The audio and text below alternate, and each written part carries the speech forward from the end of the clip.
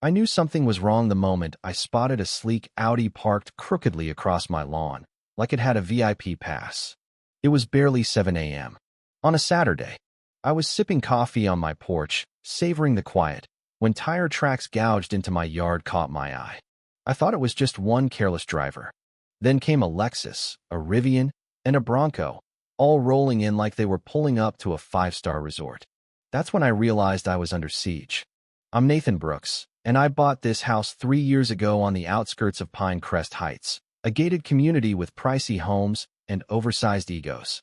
The place was a fixer-upper, no doubt, but the real gem was the long, winding private road that led to the rest of the neighborhood. That road? It's mine, 100% legally. The HOA only had access through an easement I signed when I moved in, trying to be a good neighbor. Big mistake. I never expected that gesture to be turned against me. That morning, I was still in my robe when a Cadillac SUV rolled over my flower bed like it was a parking spot. Out stepped a woman in stilettos sharp enough to pop balloons, clutching a clipboard like it was a crown. Her name was Victoria Langley, president of the Pinecrest Heights HOA and apparently self-proclaimed ruler of the block. She barked at me like I was a squatter. "You can't block the community parking lot," she snapped, waving at my yard. "We sent you an email about the spring festival." I raised an eyebrow. "That's not a parking lot. That's my lawn." But she wasn't listening. She brandished her clipboard like a royal edict and told me to stop being selfish. "This is for the community," she declared. Community? What about parks, permits, or basic courtesy? Instead, they were unloading folding tables, setting up a karaoke machine by my shed, and inflating a bounce house dangerously close to my gas line. A kid sprinted across my porch, knocking over my coffee without a glance, and that's when I'd had enough. I looked Victoria in the eye. "You're throwing a party on land you don't own. Tonight, when everyone tries to leave, they'll find a locked gate and a long walk home." She laughed, thinking I was bluffing. I wasn't. She'd forgotten the easement agreement she signed when she became HOA president. It allowed road access for low-key gatherings, no events, no exceptions. If access was abused or my property damaged, I could revoke it instantly. That's exactly what I planned to do. I called my lawyer, Rachel, who nearly spit out her smoothie when I sent her photos. "They've got a popcorn machine leaking grease on your roses. That's trespassing and property damage," she said. She told me to document everything and warned me not to confront them again until we were ready to file.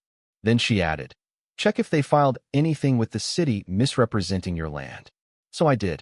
Sure enough, buried in the city zoning archives was a map from 2 years ago labeling my front yard as community event space. It was part of a rejected plan for a clubhouse, never approved, but still used in HOA reports to collect dues and fund events. That wasn't just shoddy, it was fraud.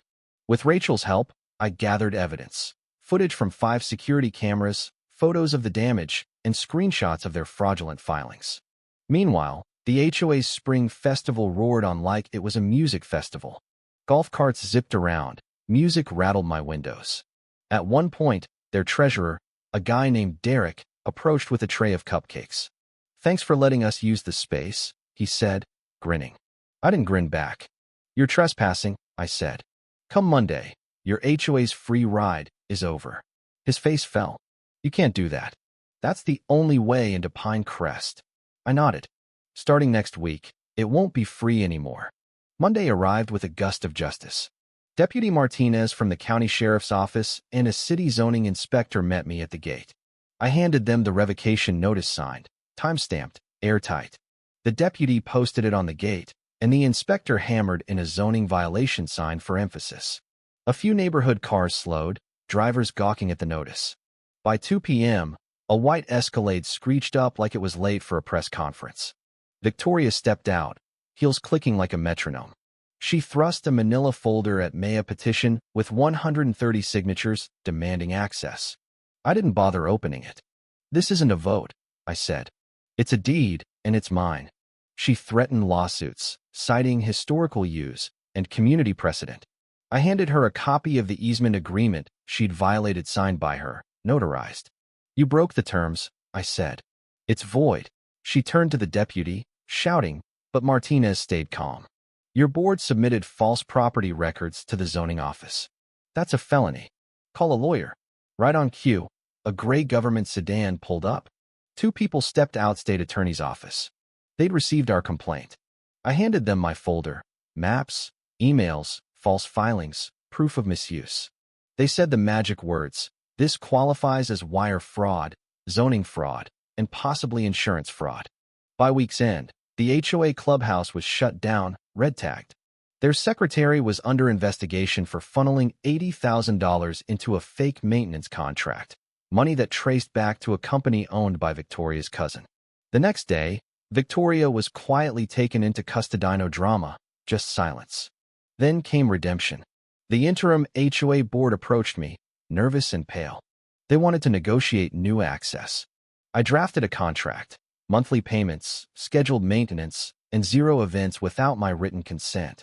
I also required them to inform every resident that the land and road were mine. They agreed. When a new keycard-controlled gate went up, only I could authorize access. No one complained. The real surprise came a week later at a city zoning meeting I attended out of curiosity. The committee publicly thanked Minute just for defending my rights, but for changing how zoning would be handled. All HOA requests now required verified ownership and owner consent. I didn't gloat. I just wanted my lawn back. That summer, the grass grew in. The gate stayed locked not to keep people out, but to remind them respect is earned.